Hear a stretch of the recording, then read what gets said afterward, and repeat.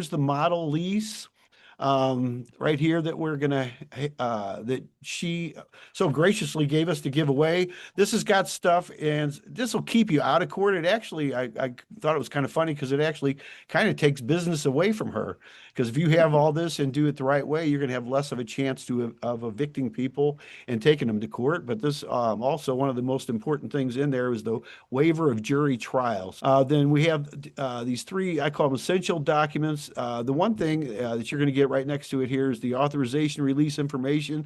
This is something a lot of people miss, but down the road, I've used this more often than I ever thought I would. It's something we used to use when I was a mortgage broker just to get information on payoffs and things like that. But this also allows you to find out information about jobs.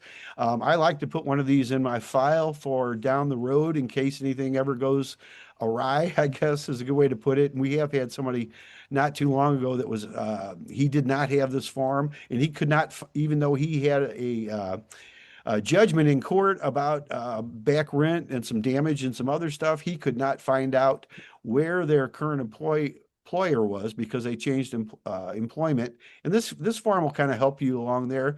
The other thing that you need is the lead-based paint. I got a couple of things there, and then also the signature part there. And then you want to be an authorization, another insured, additional insured, and this authorization will give you that on their insurance also.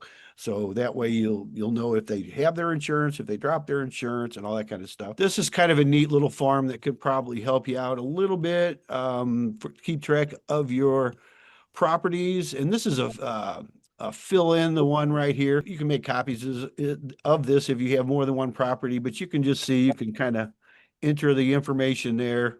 And then this kind of helps you for taxes and just accounting purposes. You put in your the amounts you receive and things like that, advertising, all this kind of stuff. And I'll give this to you. This will help you with taxes and just accounting in general.